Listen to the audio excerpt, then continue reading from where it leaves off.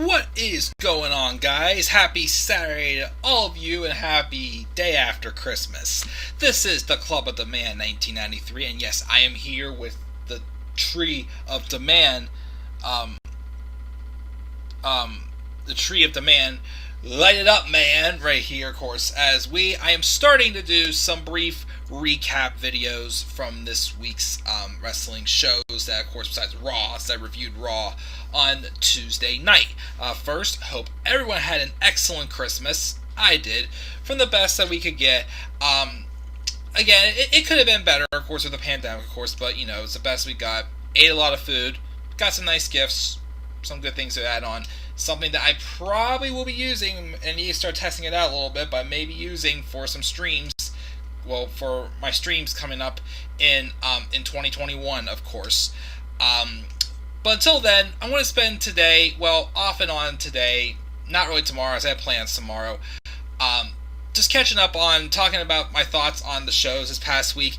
I didn't really get to watch anything else this week. I mean, yes, I had it on the background when I was, I had plans on Wednesday night and had it on in the background, but didn't really pay much attention to any of the Wednesday night shows. SmackDown, I only got to watch part of the opening match last night, but I wanted to just watch some Christmas specials and just relax and just enjoy the holidays. So most of my reviews basically are just going to be just recaps.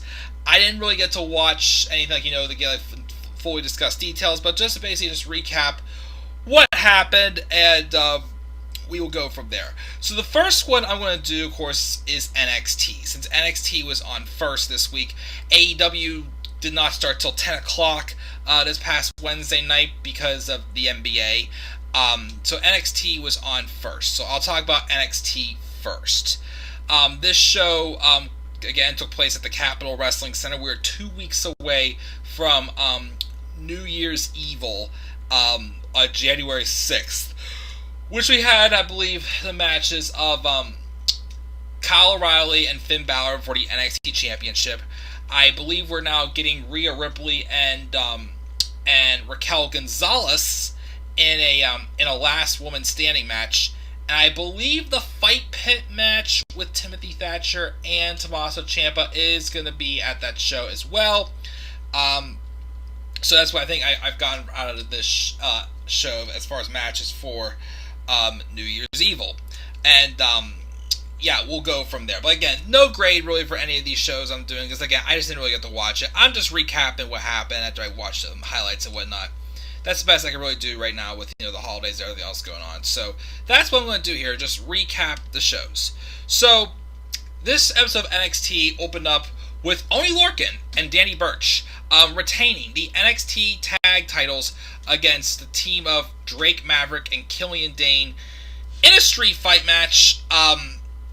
Lorcan and Burch retained against them. I just remember, only thing I remember from seeing the highlights is that a cricket bat was used for them to hit the double teamed DDT or the tandem DDT on Drake Maverick to win the match. And of course afterwards,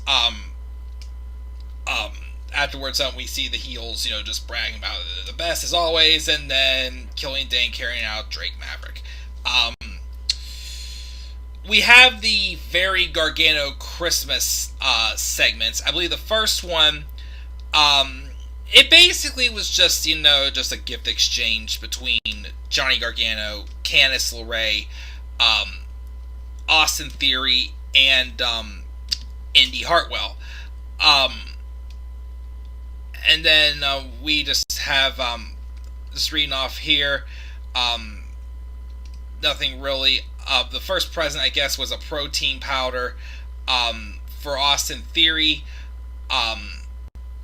And then there was that one. I'm trying to remember what else was later in the show. We'll see when we get to that. But the first present that was opened up in the first segment was the protein powder for Austin Theory. We also get a video package for Kyle O'Reilly and Finn Balor for their rematch at New Year's Evil. And then we have Tyler Rust trying to be interviewed, but then Malcolm Bivens answers instead for him. And how Rust took Tommaso Ciampa to the limit last week. He's going to prove that he's not a rookie. He's a diamond in the rust. So I guess that's just a new duo with Malcolm Bivens and Tyler Rust. I guess there's no Indus Sher anymore, which, fine. Wasn't a fan of that team anyways. Isaiah Swerve Scott then defeated Jake Atlas, and they're teasing more and more of a heelish side for Isaiah Swerve Scott. Why? I don't know. Again, and it's a weird question: is why is NXT still continuing to push people as heels? Why are they turning everybody heel? Or like you can't tell if they're a face or a heel. Like Tommaso Ciampa, Finn Balor, are they face? Are they heel? I don't know. So why are we continuing to, because think about it, is there really a top babyface in NXT right now? I don't think so. I mean, I feel like Kyle O'Reilly is like has the next closest shot, but yeah, I don't get why they don't have a top babyface, like a top purebred, and why they're making Isaiah Swerve Scott a heel. But he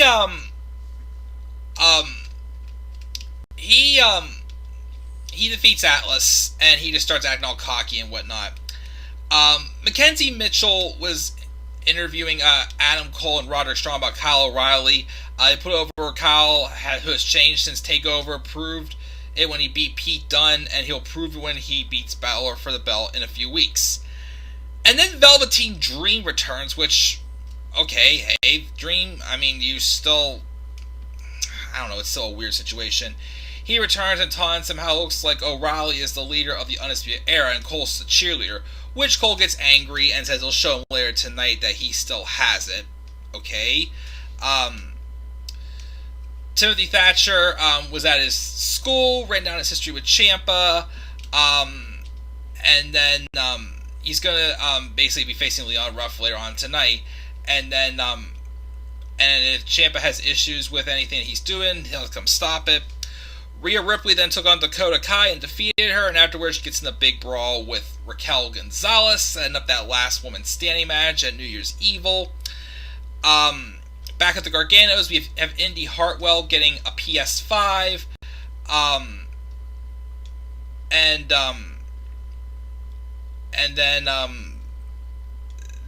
then they said that we're giving an even better gift than that, since Indy Hartwell's been so loyal to their family. From now on, she's indie wrestling, which sounds weird because it's talking about the indies.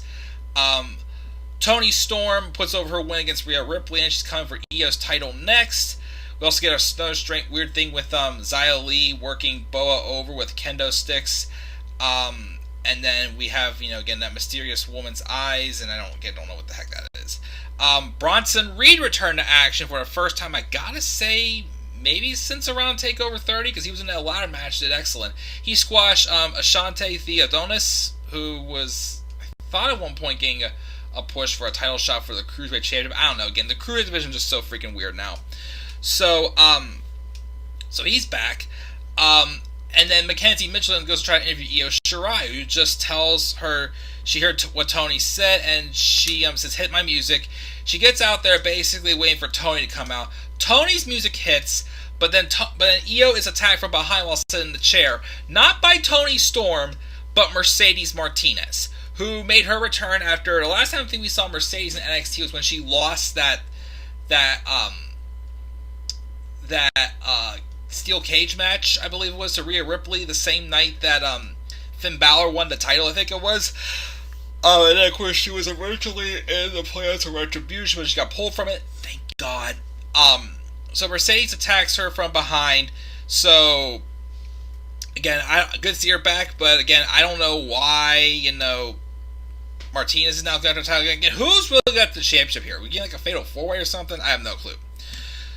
So Mercedes is back though, and then Johnny gives a last gift to Candice, which is a wheel. And everybody knows that Johnny hates wheels, but it's Christmas. He spent hours in the junkyard looking for the last scrap of Shotzi's tank. And they do a group shot, and then Theory opens his powder and it gets everywhere as the camera snaps the pic. Alright, cool, whatever. Leon Ruff then defeated Timothy Thatcher in their match, and afterwards, Ciampa and Thatcher brawl. And then Ciampa says, you wanted to fight? I'll see you in a fight pit. Kisses Thatcher's head and then walks away. So we're getting a fight pit match between Thatcher and Ciampa, which I think at this point Thatcher needs to win. But what do I know? So we have that. Tyler Rust defeated Arya Davari. And then because of Leon Russ' victory, he's going to get a rematch against Johnny Gargano for the NXT North American Championship next week. Please don't take that title off of Johnny. Please don't take that title off of Johnny. I beg you. Karrion Kross also responds to Damian Priest, saying he's not amused by Priest taunting his woman or questioning his manhood, but he's fascinated by him. Doomsday is coming, TikTok, which I believe we're getting Karrion Kross and Damian Priest at NXT New Year's Evil also. And in the main event, Adam Cole defeated Velveteen Dream. He then tells the camera how great Undisputed Era is and how Kyle O'Reilly's going to bring the title home in 2 weeks as the logo shows up in the corner. And that's how the show ended. So that's NXT, guys. Again, not really much thoughts. Again, didn't really pay much attention to it.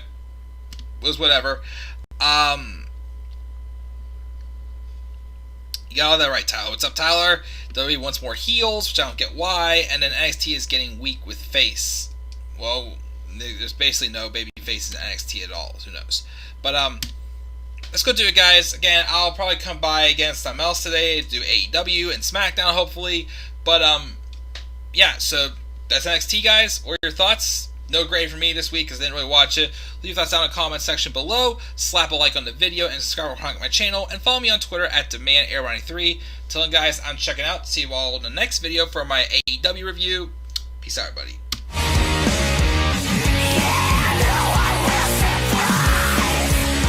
No